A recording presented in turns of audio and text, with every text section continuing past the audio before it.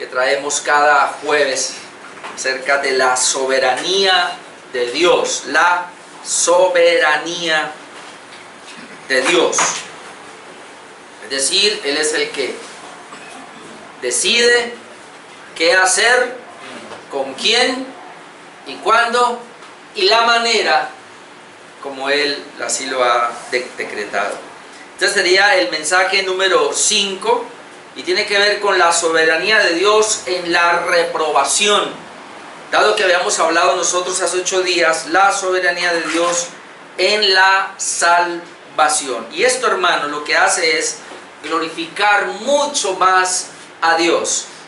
Veamos 8 días la soberanía de Dios en la salvación. Lo que hace es darle gloria a Él, porque Él nos ha escogido, nos ha salvado para alabanza de la gloria de su gracia. Para eso nos escogió, para eso nos salvó.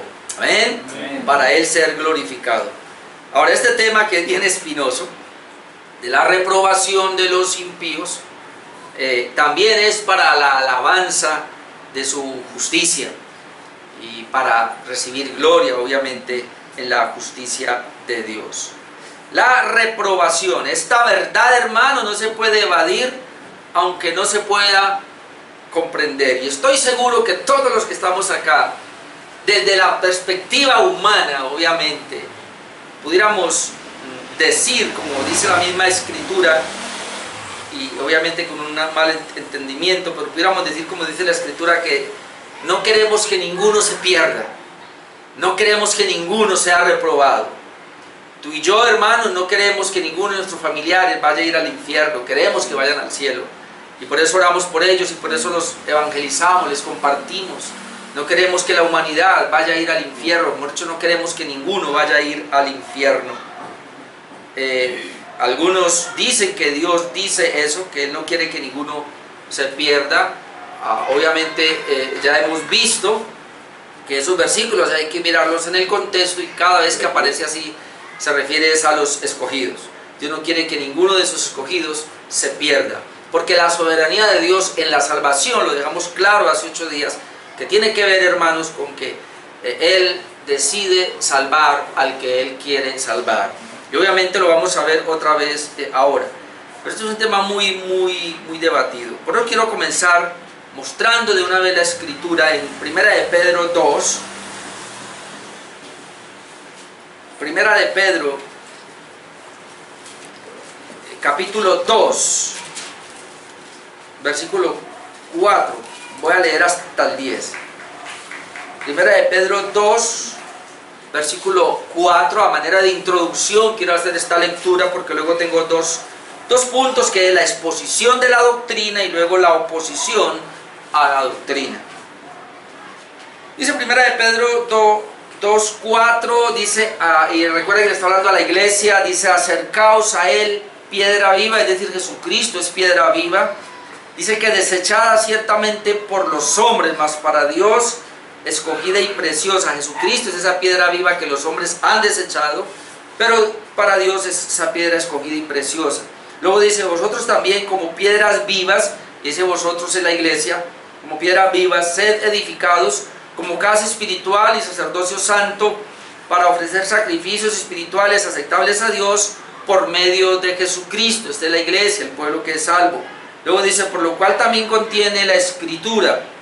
Entonces va a Isaías 28, he aquí pongo en Sión la principal piedra del ángulo, escogida, preciosa, y el que creyere en Él no será avergonzado. La piedra que pone en Sión, Jesucristo, precioso, escogido, pero el que crea en Él dice que no va a ser avergonzado. Pero luego dice: para vosotros pues los que creéis, y ahí estamos nosotros, amén, esa es la iglesia. Para vosotros pues los que creéis, Él es precioso. Pero aquí viene la contraparte: pero para los que no creen, pero para los que no creen, para los que creen, Él es precioso. Para los que no creen, la piedra que los edificadores desecharon, ¿quiénes son? Arriba dice los hombres. La piedra que los edificadores desecharon es Cristo, que fue desechado por los hombres, ha venido a ser la cabeza del ángulo y piedra de tropiezo y roca que hace caer. Esa misma piedra que salva a unos, ahora es roca de tropiezo y piedra que hace caer. ¿A quién? Dice a los que no creen. Porque tropiezan en la palabra siendo desobedientes, pero note acá, a lo cual fueron también destinados. Siendo desobedientes, tropiezan en la palabra, siendo desobedientes, a lo cual también fueron destinados. Mas vosotros sois linaje escogido. Ahí está. Nosotros, otra vez la iglesia, somos linaje escogido, real sacerdocio, nación santa, pueblo adquirido por Dios, para que anunciéis las virtudes de aquel que os llamó de las tinieblas a su luz admirable. Pero luego dice, vosotros que en otro tiempo no erais pueblo, pero que ahora sois pueblo de Dios, que en otro tiempo no habíais alcanzado misericordia, pero ahora habéis alcanzado misericordia.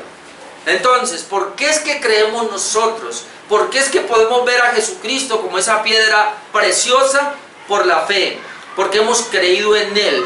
¿Pero por qué hemos creído en Él? Fácilmente dice, porque Dios nos escogió. Nosotros éramos igual que los demás, pero el Señor nos escogió, y por habernos escogido, nos capacitó, nos dio una nueva capacidad espiritual para poderle ver a Él como una piedra preciosa. Amén. Esa es la razón. Pero a los otros que no le pueden ver como una piedra preciosa, sino que le rechazan, dice que ellos tropiezan en el mismo evangelio, que a nosotros fue una bendición, ellos tropiezan en ese evangelio, en esa palabra, y entonces esa piedra se convierte en roca de caída, en tropezadero para ellos, pero dice, siendo desobedientes, a lo cual fueron también destinados. Hermano, ¿qué es lo que podemos ver ahí? Podemos ver ahí.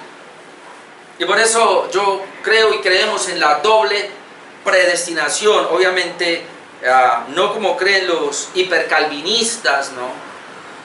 Ahora les explico otra vez esa palabra. No creemos positivo-positivo, sino positivo-negativo. Pero creemos en esa doble predestinación porque es,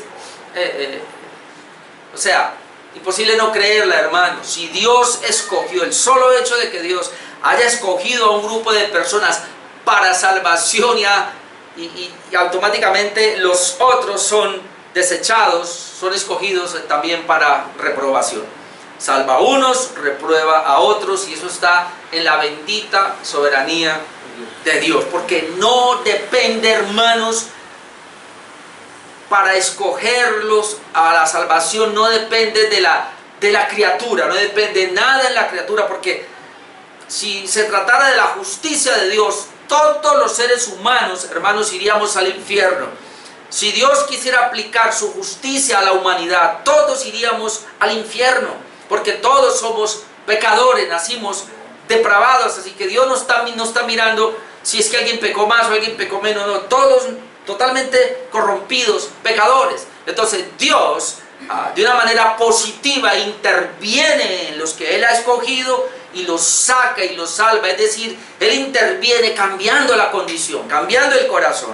Es decir, poniendo en esa persona que Él escogió nuevos sentires, nuevos deseos, nuevos anhelos, que son ahora por ir a buscar a Dios, acercarse a Dios, tener fe, tener arrepentimiento, querer caminar con Él. Eso lo puso Dios, y es la razón por la cual nos ha escogido y nos ha sacado. Pero a los demás, el Señor sencillamente los deja en su justa condenación. Ellos lo único que hicieron fue pecar, y el Señor no los obliga para llevarlos al infierno, no endurece su corazón para llevarlos al infierno, aunque algunos creen que sí. Entonces ahí es donde decimos nosotros que de una manera negativa, es decir, Dios no hace nada. Entonces en esa doble predestinación les he dicho, nosotros no creemos positivo-positivo, sino positivo-negativo. Positivo-positivo es decir, Dios interviene en la raza humana caída y Él positivamente saca a los que va a salvar.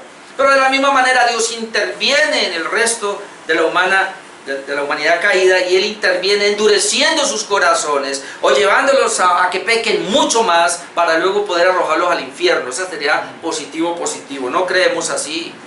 Creemos la primera parte, que de esa raza humana caída Dios interviene positivamente, cambia el corazón de esos individuos y los saca, y entonces por eso es que los lleva a la gloria. Pero negativamente creemos que a los que Él va a mandar al infierno, el Señor no interviene, sino que los deja en su justa condenación. Obviamente, al estudiar este tema, y sobre todo al pastor Arthur Pine, él da a entender, y también voy por ese lado, que él sí cree que Dios interviene de alguna manera, pero interviene en el decreto de Dios. Es decir, Dios así lo estableció, Dios así lo ha decretado. Ya juzgó.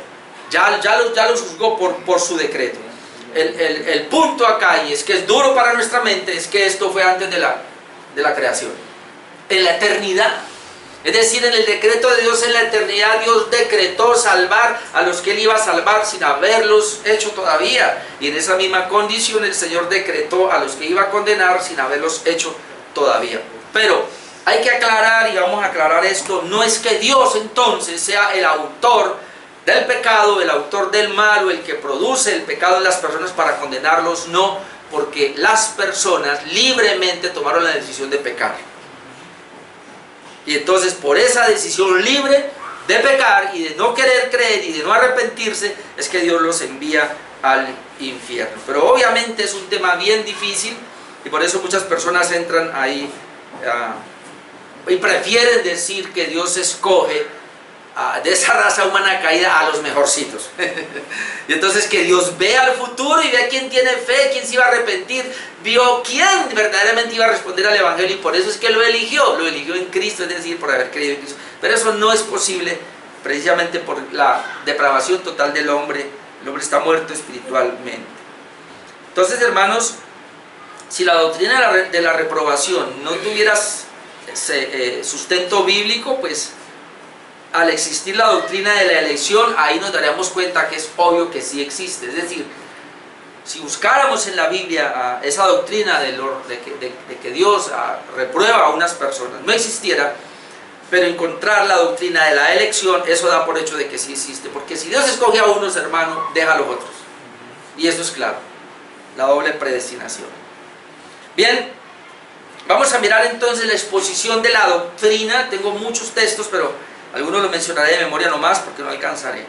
Entonces, en la doctrina de la soberanía de Dios hemos aprendido que Dios ha ordenado cuidadosamente todo lo que sucede para su gloria. Y de esa misma manera entonces Dios cuidadosamente ha escogido un pueblo para sí, pero también ha desechado a otros. Hermano, otra vez, el hecho de que Dios escoja, eso ya indica que desecha. Y eso tenemos que tenerlo claro nosotros.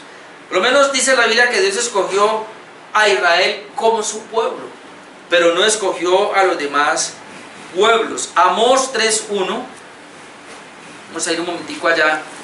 Amós 3.1, ¿dónde queda Amós?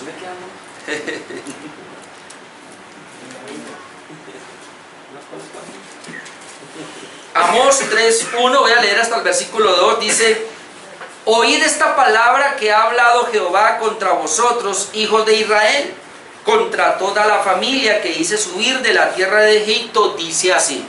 Mira lo que le dice: a vosotros solamente, no de la palabra solamente, ha conocido de todas las familias de la tierra, por tanto os castigaré por todas vuestras maldades. A vosotros solamente he conocido de todas las familias de la tierra. Ahora, esto no quiere decir que el Señor no conocía a las demás familias o a los demás pueblos. Este conocimiento aquí es un conocimiento de amor. Pudiera traducirse: a vosotros he amado. Y ese amor y ese conocimiento de amor es un conocimiento para elección. Es decir, yo los he conocido a ustedes y por eso es que los traigo a mí. A los demás no. Entonces, cuando uno mira a Israel, uno ve que Dios escogió a Israel, pero no conoció a las demás personas. Por eso yo mandaba algo hoy que me llamó la atención, y es ¿por qué es que el Señor escogió a Abraham, no escogió a su papá, escogió a Jacob, no escogió a Esaú? Y así uno viene viendo, es decir, cuando Dios escoge a alguien, a los otros los desecha automáticamente. Miren lo que dice Proverbios 16, 4. Todo lo hizo Dios, y aún al impío para el día malo. Usted después lo busca, Proverbios 16, 4. Todo lo hizo Dios, todo, pero y aún al impío para el día malo. Uno puede ver entonces, hermano, que ya Dios ha escogido al impío, al pecador, al que no se puede arrepentir, para el día malo. Y el día malo en la Biblia es el día del juicio de Dios, cuando todas las naciones vendrán delante de Él y serán enjuiciadas. También en Romanos 9:17, más adelante vamos a ir allá, pero dice que Dios hizo al malvado para mostrar en él su poder, en este caso a Faraón. Romanos 9:17, Dios lo hizo. Dios hizo al Faraón, hizo al malvado para mostrar en él su poder. Entonces, el malvado, la persona que no es creyente, que es impío, Dios se glorifica en él, de alguna manera se glorifica en él, mostrando su juicio, mostrando su ira. Para muchos esto es un poco difícil, pero así la Biblia lo registra claramente. Ahora usted puede buscar después también Mateo 7:23 y ahí entendemos mejor, porque dice el Señor que al final le va a decir: nunca os conocí, apartaos de mí, hacedores de maldad. Ahora, notemos lo que está diciendo: hacedores de maldad, es decir, hay unas personas que aunque ellos predicaban en el nombre de Jesús, aunque ellos echaban fuera demonios, hablaban en lenguas, el Señor les dice: ustedes son hacedores de maldad. Luego les dice: apartaos de mí. Pero ¿cuál es la razón por la cual? Porque nosotros también fuimos hacedores de maldad. Pero el Señor, aquí hay una palabra que es clave, que es la que maneja la elección, y es: nunca os conocí. Entonces vemos que el Señor dice que Él conoció a Israel. Vemos, habíamos 8 días y lo vamos a ver ahora otra vez, dice que a los que antes conoció, también los predestinó. Pero aquí le dice a estas personas: yo nunca os conocí. Entonces, aquí está hablando no de un conocimiento de la omnisciencia de Dios o de la presciencia de Dios, de que es que Él conoce todas las cosas o conoce a futuro, sino que el conocer aquí es un conocer de antemano, es decir, un conocer de un decreto de Dios. Es decir, de antes de que existieran las personas, Dios conoció, pero esa palabra conocer tiene que ver con amar o tiene que ver con elección. Entonces, a estas personas que usaron el nombre de Jesús, echaron fuera demonios, Él los llama hacedores de maldad. Él les dice: apártese de mí, pero luego les dice: porque yo a ustedes nunca los conocí. En otras palabras, hermano, yo a ustedes no los elegí, ustedes son reprobados. La razón por la cual les digo: no los conozco, apártense de mí, hacedores de maldad, porque a ustedes yo los reprobé. Ustedes no son míos, ustedes no hacen parte de la elección de mi Padre en la eternidad. Así que no se trata de lo que la gente haga. Y por eso, hermano, lo que yo prediqué el domingo de la palabra es bien impresionante, porque no se trata de tener un conocimiento de la Biblia y hablar bien de la Biblia. Cualquiera lo hace. Recuerde, Santiago, tú crees que Dios es uno, hablando acerca de Dios. Bien haces, pero también los demonios creen y tiemblan. Es decir, también los demonios creen que Dios es uno. También los demonios conocen la teología. También los demonios conocen los atributos de Dios. De hecho, cuando vieron a Jesús se postraban y le decían: nosotros sabemos quién eres. Tú eres el santo de Dios. Tú eres el ungido de Dios. Los demonios saben, el diablo sabe, conoce a Dios. Pero ellos están condenados. Pueden saber más teología que cualquiera. Entonces, el punto acá no es cuánto yo conozco la Escritura y cuánto la puedo enseñar. El punto es: me conoce Dios a mí de tal manera que me eligió, es decir, me amó a mí de tal manera que me eligió.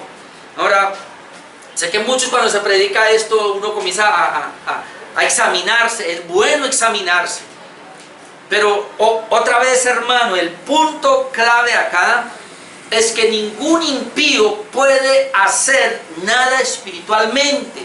Si usted y yo podemos hacer algo espiritualmente, entonces quiere decir de que el Señor nos regeneró porque Él nos escogió. Ese es el punto. Si usted está aquí día tras día buscando a Dios, soportando la buena doctrina, soportando aún la manera como Dios lo disciplina a través de la palabra, soportando la tentación de allá, y no se ha rendido al pecado, sino que busca santidad, quiere parecerse más al Señor, hermano, usted tiene el sello del Espíritu Santo. Usted es escogido. Ahora, esto de que nunca los conocí, es bien interesante, porque contrasta de una manera con su pueblo al cual sí conoció. Y quiero que vayamos a Juan 10, Evangelio según San Juan, capítulo 10, versículo 26 y 27. Juan 10, 26 dice: pero vosotros no creéis, porque no sois de mis ovejas. Vosotros no creéis, le está hablando a los judíos. Pero ¿por qué no pueden creer? Porque no soy de mis ovejas. ¿Ve? Pero luego dice, mis ovejas oyen mi voz, y yo las conozco y me siguen. ¿Vio el contraste? A ustedes no los conozco, apártense de mí, hacedores de maldad. Pero aquí dice, pero mis ovejas oyen mi voz, yo las conozco y me siguen. Y yo les doy vida eterna y nadie las arrebatará de mi mano. Entonces, vosotros no creéis porque no sois de mis ovejas. Entonces, una que no es oveja, por eso se dice cabra mejor. Pero una persona que no es oveja de Cristo no puede creer. Se le predica el Evangelio de una manera, no puede creer. Ahora, usted y yo no podemos, y por favor, eso lo trataba de explicar anoche en el sur también. Nosotros no podemos, hermanos, pararnos acá y decir que fulano de tal ya él es reprobado, o que fulano de tal no es escogido porque estaba con nosotros y se fue. Yo tuve cuidado también cuando prediqué aquí de la apostasía, decir, muchos han salido de nosotros, pero eso no indica apostasía. Pero si ya la persona se para y definitivamente dice no, y a pesar de que lo conozco no, es apostasía. Pero definitivamente nosotros no lo podemos saber hasta que esa persona realmente no muera. Igual una persona, y para eso el Señor nos dio el ejemplo del ladrón en la cruz. No podemos decir, se le predica el Evangelio a una persona, no responde, no cree, no se arrepiente, no pasa nada. Pero, y si en las últimas Dios le da la oportunidad y él puede creer, nosotros no podemos afirmarlo. En el cielo van a haber sorpresas. Van a haber sorpresas, personas que pensábamos que eran escogidos no lo fueron, personas que pensábamos que no eran escogidos y sí, y lo fueron. Pero obviamente, los que estamos aquí, los que hacemos parte de la iglesia, tiene que haber un fruto, porque por sus frutos los conoceréis. Amén. Entonces, yo soy escogido, bueno, yo voy a evidenciar, en mí se tiene que manifestar el fruto. Y aquí está, parte del fruto es que yo oigo la voz de Jesús todos los días, lo estoy escuchando, pero lo estoy siguiendo. Es decir, lo estoy obedeciendo. ¿Por qué? Porque Él me conoce. Y otro punto, Timoteo dice que el Señor conoce a los suyos y apártese de iniquidad todo aquel que invoca el nombre del Señor. Y una de las razones por las cuales sabemos que hemos sido escogidos y no somos reprobados es porque el Señor, hermanos, nos ama, pero nos estamos apartando de iniquidad, del pecado. Es decir, vamos en un proceso de santificación. Muy importante eso, en que lo revisemos.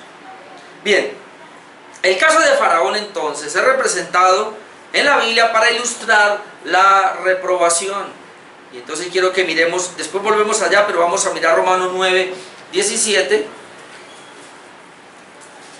Romanos 9, versículos 17 y 18.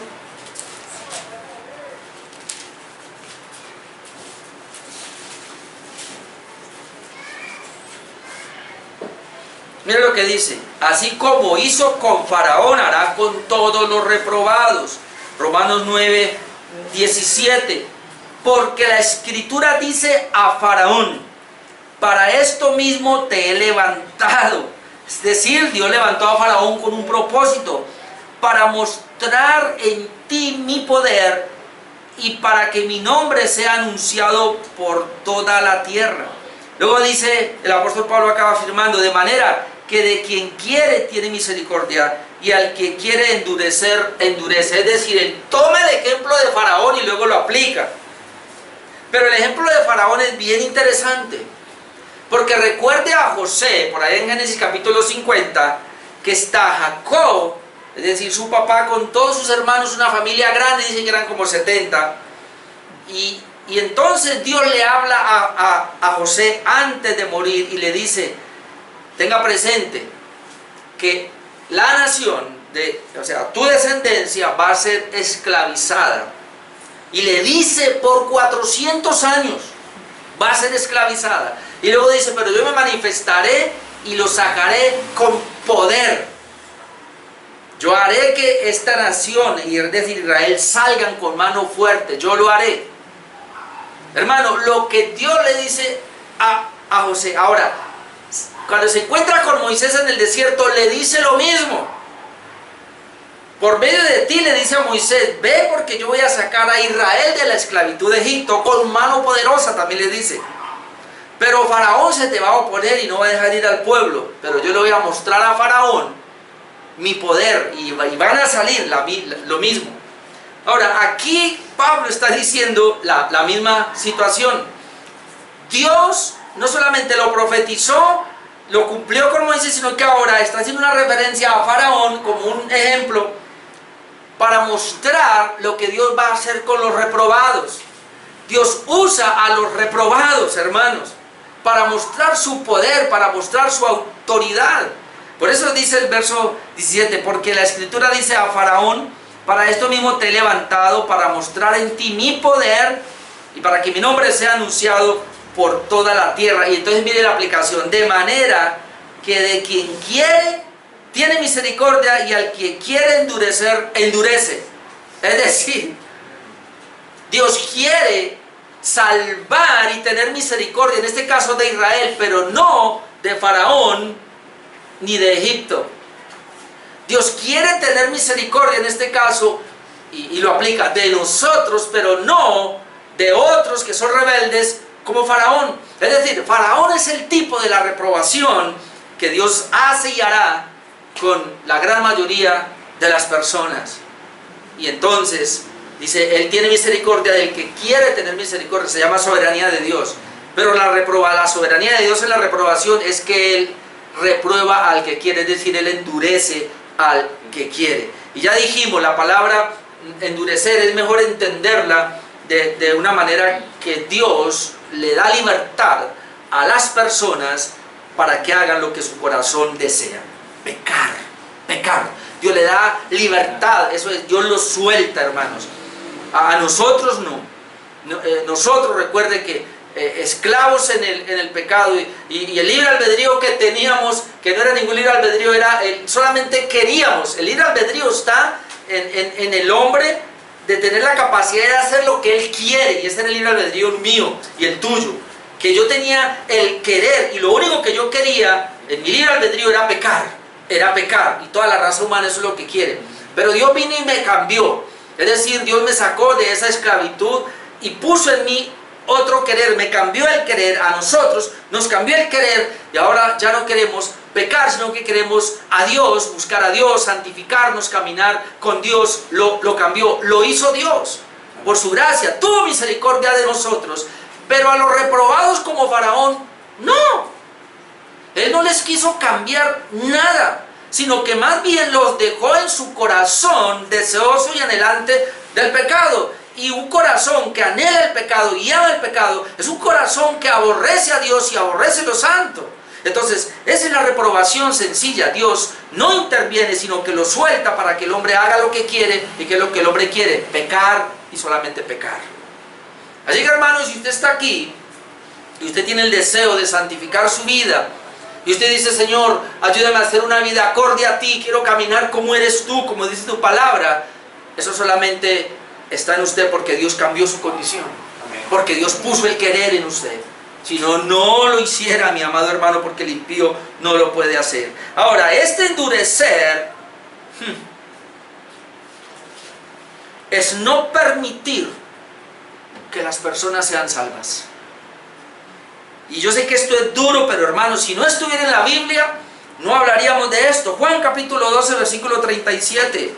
Este endurecer es no hacer nada. O de pronto sí, bueno, mejor digamos no hacer nada. Es que cuando Dios no hace nada con las personas que están depravadas y pecadoras, ya está haciendo. Ya hizo. Ya hizo. Ya juzgó. Juan 12:37, hermanos. Ya al comienzo no entendía esto, pero luego poco a poco lo fui comprendiendo.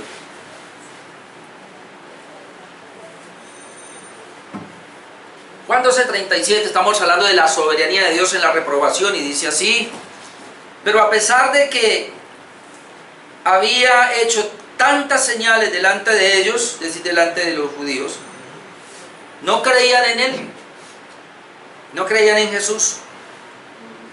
¿Pero por qué esto así? Bueno, para que se cumpliese la palabra del profeta Isaías, que dijo: Señor, ¿quién ha creído a nuestro anuncio?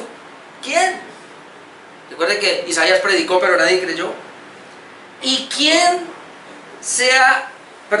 ¿y a quién se ha revelado el brazo del Señor? Note, ¿quién ha creído a nuestro anuncio? Pero por otra parte, ¿y a quién se ha revelado el brazo del Señor? Ahora mire 39. Por esto no podían creer, hermano. ¿Por qué? Porque también dijo Isaías: cegó los ojos de ellos y endureció su corazón, como Faraón, para que no vean con los ojos y entiendan con el corazón y se conviertan y yo los sane. Este pasaje que fue repetido por el apóstol Pablo en Hechos 28, que fue repetido, se repite en todos los evangelios, y que es de Isaías. Es una palabra que Dios le dio a Isaías, de que aunque Isaías predicó la palabra, el evangelio a todo este pueblo, ese pueblo tuvo un corazón endurecido, ojos que no ven, oídos que no oyen, corazón engrosado, y el propósito era para que ellos no se arrepintieran y no fueran salvos. Y yo sé que aquí, hermanos, entramos ya en una situación bien difícil. Pero otra vez es cuestión de ver la otra cara de la moneda, hermano. Si el Señor cambió tu condición y la mía, o la condición del escogido, para que pudiera creer, entonces no hizo nada con el impío que va a reprobar, y por eso él, al no cambiarle su condición, nunca va a poder creer. Si Dios cambió tu condición y mi condición para arrepentirnos, y esa fue la razón por la cual tú y yo nos arrepentimos, porque Dios positivamente operó en nosotros un cambio, y ese cambio me llevó a arrepentirme, entonces no hizo nada en los otros que va a reprobar, y esa es la razón por la cual ellos no pueden arrepentirse. Entonces el cegar los ojos, el cerrar aquí el entendimiento, engrosar su corazón para que no crean, es sencillamente no hacer nada.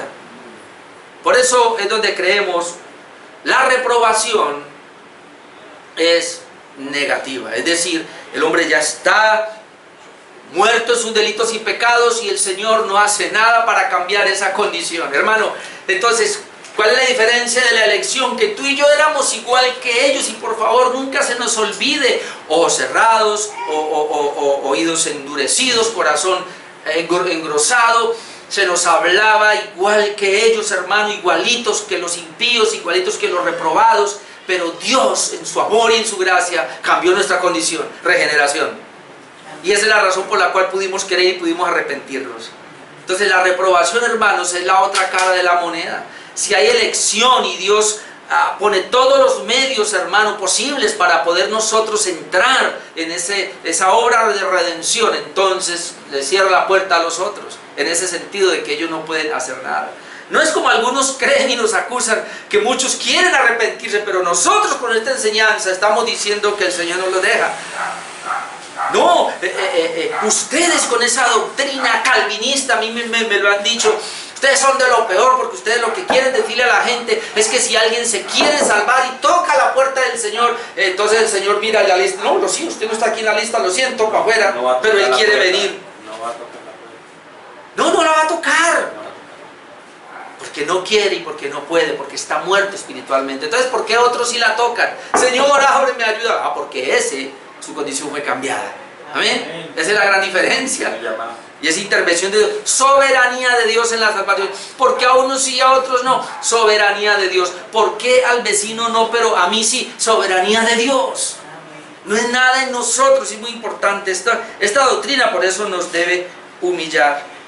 Entonces la doctrina de la reprobación no es solo un dejar, como dice Arthur Pym, hasta ahí hemos llegado, pero no solo es un dejar, él aún dice más, es su decreto eterno. Yo no puedo conciliar eso. Yo lo máximo que puedo llegar a decir es que en mí operó de una manera positiva para salvarme, en el otro no operó, lo hizo ahí, pero él sí ya operó antes, porque estuvo en el decreto. Entonces Dios hizo a unos para bendición y él no los hizo. Dios hizo a los hombres perfectos, todos los hombres los hizo perfectos, pero el hombre se contaminó. El punto es entender esa parte del decreto. Hay otros versículos acá, los voy a mencionar nomás, en 2 de Pedro 2:12, usted puede ir allá que habla de los falsos profetas, y dice que ellos fueron nacidos para presa y para destrucción. Los falsos profetas fueron nacidos para presa y para destrucción. Lo puedo buscar en 2 de Pedro 2:12. Y Judas 4 dice que los impíos o los libertinos fueron destinados para la condenación. Predestinados, fueron destinados, es lo mismo, predestinados para la condenación, para la perdición. Entonces ahí están las dos. Ok, hay muchos textos más, pero dejemos ahí la primera parte. La última parte sería la oposición a la doctrina. Aclaro, esta es la doctrina a la cual más la gente se opone. La gente dice que confía en la soberanía de Dios, pero realmente no. Porque alguien puede decir, no, yo confío en la soberanía, Dios es soberano, Él hace como quiere, donde quiere, cuando quiere. Y en la reprobación, no, ahí el que hace es el hombre. Por eso el punto aquí es no entender la expiación. Que las personas creen que Cristo murió por todo el mundo, creó una posibilidad de salvación, pero la responsabilidad está en cada individuo. Pero así no es. El Señor tuvo que venir y morir por los individuos que Él iba a salvar para que ellos pudieran creer y se pudieran arrepentir. Ese es el punto. Y entonces la Escritura fácilmente lo deja.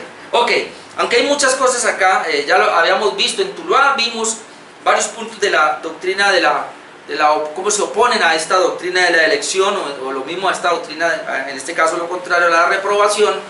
Por lo menos quiero mencionar una acá. Hay varias, la veíamos anoche en el Zoom también, hay varias, pero aquí hay una que quiero que miremos. Y es que ellos dicen que esta doctrina de la reprobación es injusta, hace culpable a Dios de injusticia. ¿Y ahora tenemos que ir? Pues hermanos, a Romanos 9. Vamos a Romanos 9 porque... Romanos capítulo 9, y otra vez vamos a arrancar, pero vamos ahora desde el versículo 19 en adelante.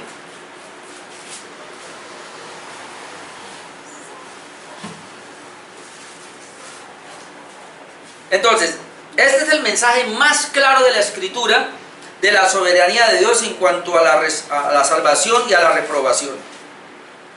¿Qué quiere decir esto? Que Dios es el que decide a quién va a salvar y a quién no va a salvar. Romanos 9, 19. Dice, bueno, del 18, de manera que de quien quiere tiene misericordia y al que quiere endurecer, endurece. Pero me dirá, y ahí está el que objeta, ¿por qué pues sin culpa? Es decir, si Dios es el que decide tener misericordia de unos y de los otros no, ¿por qué entonces va a culpar a esos de los cuales no quiso tener misericordia? Y fácilmente nosotros podemos llegar a esa misma objeción. Si toda la raza humana está totalmente incapaz, no puede venir al Señor. De hecho, tú y yo, si el Señor no hubiera orado, no hubiéramos venido. Pero el Señor positivamente viene, interviene en estos y los salva. Entonces, si en los otros no interviene ni hizo nada, entonces, ¿por qué los va a culpar para mandarlos al infierno? De la parte humana caída, razonablemente pudiéramos decir que sí. ¿Por qué los va a culpar? El punto acá es es que todos nosotros, y lo vamos a ver ahora, todos nosotros, la humanidad, estaba caída. Todos destituidos de la gloria de Dios. Todos por el pecado merecíamos el infierno, todos. Pero Dios, y ahí está la soberanía de Dios. Dios es el que determina. Es decir, Él podía condenarlos a todos, como dije hace 8 días. Podía salvarlos a todos, pero en su soberanía determinó salvar a unos y a los otros no. ¿Y eso dónde está? En su decreto. Y el punto aquí, como la Biblia dice, es que usted y yo creemos que Dios es justo. Amén. Y eso. Y Él es justo. Así que lo que Él hace es justo. Tan tremendo es esto que el pastor Sproul llegó a decir, y nunca me cansaré de decirlo, que si el Señor determinaba enviarlo al infierno, que eso era justo. Pero Dios determinó llevarlo a la gloria, eso es gracia. Es decir, yo no lo merezco. Somos salvos por gracia, amén. Amén. No merecemos, jamás merecemos el cielo, jamás merecíamos el cielo, ni lo mereceremos nunca. Estamos ahí por la pura gracia de Dios, porque Él así lo quiso, hermanos. Pero los que van al infierno lo merecen totalmente, merecen estar ahí por su condición. De hecho, tú y yo lo merecemos. Pero el punto ahora es el pago que el Señor, y por eso esto va muy acoplado a por eso las doctrinas de la gracia. El punto es que el Señor pagó por nosotros la deuda y por eso vamos al cielo. Por los que van al infierno no pagó la deuda. Ahora sí le vamos acá. Dice el versículo 19, pero me dirás pues, ¿por qué pues sin culpa? Porque ¿quién ha resistido a su voluntad? Es decir, no hay quien pueda resistir la voluntad, eso lo sabemos. Entonces viene acá, mas antes, hombre, ¿quién eres tú para que alterques con Dios? ¿Quién puede altercar con Dios? Nadie. Entonces ahora viene la ilustración que nos ayuda, que anoche precisamente en el sur la habíamos leído. Dirá el vaso de barro al que lo formó, ¿por qué me has hecho así? Es decir, el vaso de barro no puede. Si Dios ha determinado hacer unos vasos para honra y otros para deshonra, uno para usos honrosos, como dice el mismo Timoteo, y otro para usos viles, hermano, eso está en la disposición del alfarero. Nosotros somos barro. Dios es el alfarero, Dios es el que soberanamente determina, y es muy importante entender eso, la salvación. Por eso la soberanía de Dios en la salvación es que Él como alfarero, de esa masa putrefacta, Él rescata unos vasos para gloria y los salva.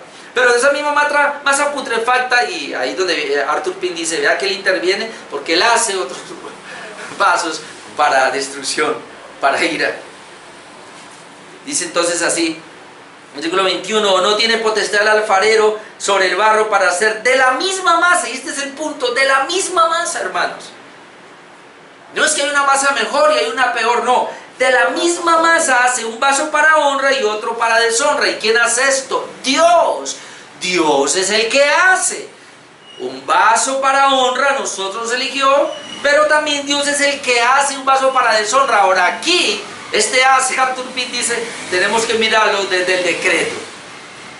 Sí, porque entonces tendríamos que ser hipercalvinistas, que el Señor así mismo interviene para endurecer el corazón. Dios no endurece el corazón de nadie. Lo único que hace es el corazón de las personas ya están endurecidos. Dios no le pone incredulidad a ninguno, las personas ya son incrédulas. Dios no le pone deseo de pecar a nadie, el hombre ya tiene el deseo de pecar. Será tanto el deseo de pecar que tiene el hombre que tú y yo, siendo salvos, el Señor habiendo cambiado nuestra condición y nuestro corazón, pero todavía al tener un remanente de pecado todavía queremos pecar. Hasta que lleguemos a la gloria. Hermano, el pecado es muy fuerte. Por eso, en la justificación, en la salvación, en la redención, escucha esto que es muy importante, el Señor no nos libró del pecado. El Señor canceló la deuda de nuestro pecado. El Señor nos libró fue del poder del pecado. Ojo, los impíos, ellos tienen pecado, pero el poder del pecado está en ellos. Por eso ellos solo pueden pecar. Nosotros, aunque tenemos pecado, pero no tenemos el poder del pecado. El Señor nos quitó el poder del pecado. ¿Qué tenemos ahora? El poder del Espíritu Santo. Y por eso dice que con el Espíritu hacemos morir las obras de la carne. Es decir, tú puedes pecar o no pecar. Yo puedo pecar o no pecar. Y eso lo decidimos dependiendo si nos dejamos guiar por el Espíritu Santo y nos sometemos a Jesús cada vez más. O sea, tenemos la autoridad para no pecar, para mantener el pecado a la raya, lo que no pueden hacer los impíos. Así que, hermanos, no nos excusemos. Tú y yo tenemos la autoridad sobre el pecado. Amén. Muy importante eso. Sigamos leyendo. Versículo 23. Y para hacer ya dije el 22. Y que si Dios, queriendo mostrar su ira, y otra vez lo mismo, ¿para qué levantó a Faraón? Para mostrar en él su poder. ¿Y para qué entonces quiere ahora los vasos de ira. Y si Dios queriendo mostrar su ira y hacer notorio su poder, otra vez, Dios quiere mostrar su ira y hacer notorio su poder, dice que soportó con mucha paciencia los vasos de ira preparados para destrucción. Ahora, mire la palabra soportó. Dios es un ser santo.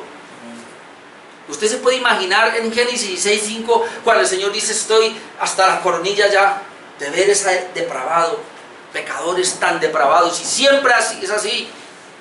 Él dice, cuando las ciudades de Sodoma y Gomorra, dice que el pecado ha llegado hasta el cielo. Y entonces el Señor, pero Él soporta y aguanta. Y todos estos pecadores que uno ve, todos estos pecados, Él soporta y aguanta. Pero hay un día de la ira, y en ese día de la ira la va a derramar toda. Dios ahora está soportando a ese mundo impío. Soporta esos vasos de ira preparados para destrucción. Hermanos, los vasos de ira que son preparados para destrucción, doble predestinación, la reprobación, eso no va a cambiar. No va a cambiar. Así como los vasos que el Señor hizo de misericordia, preparados desde antes de la fundación del mundo, tampoco va a cambiar. Tampoco va a cambiar. No es que el Señor esté ahorita arreglando, no, porque otra vez, porque la masa es la misma, la masa no va a cambiar, es putrefacta totalmente. Así está la humanidad, todos, desde el Papa hasta el pastor, hasta el Judas mejor, el que negó al Señor, y desde el pastor hasta el más impío de los creyentes, si podemos decir así, porque a veces creen que el pastor es santo igual que el Papa. No, todos, hermanos, una masa putrefacta. Y de esa masa es que el Señor entonces hizo unos vasos para condenación, vasos de ira, y otros para salvación, vasos de misericordia. Vers 23, y para hacer notoria las riquezas de su gloria, de la otra parte las mostró para con los vasos de misericordia que Él preparó de antemano para gloria. La misma palabra preparó de antemano es la misma que nos habló de antemano, los que antes conoció de antemano, es la misma palabra, hermanos, amó desde antes. Dice a los versos 24, a los cuales también ha llamado, esto es a nosotros. Entonces, no puede haber objeción a esta doctrina, así las personas lo tengan. Pero quiero mostrarles algo acá, y es que esos vasos de ira, hermanos, que Él preparó de antemano, son aquellos que todavía no han sido regenerados, así sean elegidos. Creo que esto le enseñaba yo en Tuluá. Y que tú y yo éramos vasos de ira, lo mismo que los demás, hasta que el Señor nos regeneró. Efesios 2:3 es lo que dice. Dice que nosotros éramos vasos de ira, hijos de ira, lo mismo que ellos. Que el Señor nos rescató a nosotros de los deseos de nuestra carne, de los deseos del mundo y de Satanás, pero nosotros éramos igual a ellos, éramos hijos de ira, lo mismo que los demás. Y si usted quiere después ir a primera de Tesalonicenses 5:9, dice que Dios no nos puso para ira, sino para alcanzar salvación. Es decir, nosotros éramos ira, pero Dios no nos puso para ira, sino para alcanzar salvación. Es decir, la palabra ira y la palabra salvación son dos palabras que van a ir paralelas, una para hablar de la soberanía de Dios en la salvación y la otra para hablar de la soberanía de Dios en la reprobación. Entonces, la reprobación son aquellos vasos de ira que el Señor preparó de antemano para la justa condenación. Ese fue el decreto. Entonces, vasos de misericordia que Él preparó de antemano para la gloria de Dios en la iglesia. Pero vasos de ira que también Él determinó para condenación, ellos exaltan la justicia de Dios, la ira de Dios. Entonces, con esto, ¿qué podemos decir? Dios no es culpable entonces del pecado, ni impide salvar al que quiere serlo. Es muy importante. Habíamos visto hace 8 días que el Señor Jesucristo dice: todo lo que el Padre me da vendrá a mí. Luego dice: nadie puede venir a mí si no le fuere dado del Padre. Esos son textos claves que nosotros usamos para mostrarle a las personas que si alguien quiere venir, no es que Dios le va a cerrar la puerta. Nosotros, y así nos titulan, calvinistas, nosotros los de la teología reformada, o mejor, nosotros los que creemos en estas benditas doctrinas bíblicas de la elección y de la reprobación, no creemos, como muchos nos acusan, que estamos haciendo a Dios injusto, que estamos haciendo a un Dios que hace acepción de personas, porque ellos dicen, con esa doctrina lo que ustedes están diciendo es que Dios va a obligar a salvar a alguien que no quiere, pero va a retener la salvación de alguien que sí la quiere. Eso es mentira. Así no es. Nadie quiere ser salvos. Nadie quiere la salvación. ¿Quién es el que quiere? Ya dijimos, al cual Dios le cambia la condición. Entonces, hermanos, nosotros, y como yo lo decía anoche en el Zoom, otra vez hay que ratificarlo muchas veces. No nos debe asustar esta doctrina. Primero, debe a nosotros alentarnos a ser agradecidos con Dios, a rendirnos a Dios por la elección. Pero no pase por nuestra cabeza, por favor, de que el vecino es reprobado, de que esas personas que rechazan el Evangelio son reprobados. No, nosotros tenemos que seguir orando por ellos, tenemos que seguir predicándoles el Evangelio, hablándoles del cielo, del infierno, llamándolos a creer. Pero no pueden, ¿qué importa? Llamándolos a que se arrepientan, pero no pueden, ¿qué importa? Señor, ten gracia, dale la gracia a ellos para que se conviertan, para que se arrepientan. Esa es nuestra responsabilidad, pero la decisión final está en la mano de Dios. Al que Dios eligió, ese va a escuchar, va a creer, se va a arrepentir porque le cambia el corazón. Al que no, ahí se va a estar y terminará en el infierno. Pero eso es decisión de Dios soberana, no de nosotros, eso no nos compete a nosotros. Nosotros debemos predicar el Evangelio a todo el mundo, a todas las criaturas, seguir insistiendo, hermanos, porque en nosotros no está el determinar si alguien es reprobado o no, pero sí está el determinar que alguien puede ser salvo si cree en el Señor Jesucristo, si se arrepiente de sus pecados, si se rinde al Señor, puede ser salvo. Y obviamente podemos decir lo contrario, ¿y qué si no lo hace? Pues va a ir al infierno. Eso lo podemos decir, pero no podemos hablar. La reprobación viene a ser ya para nosotros como un entendimiento de la soberanía de Dios. Ahora que estamos acá, pero le vaya a decir a las personas eso, que ustedes son reprobados para nada. Más bien que Dios anhela y el deseo es salvarlos, por eso le está predicando el Evangelio. Amén. Que si no se arrepienten, ahí sí. Sí, si no se arrepienten, chaolín. La misma Biblia dice, el que en él cree no es condenado, pero el que rehúsa creer ya es condenado porque no ha creído en el Hijo de Dios. Vamos a orar, hermanos, esta noche. Póngase de pie, por favor.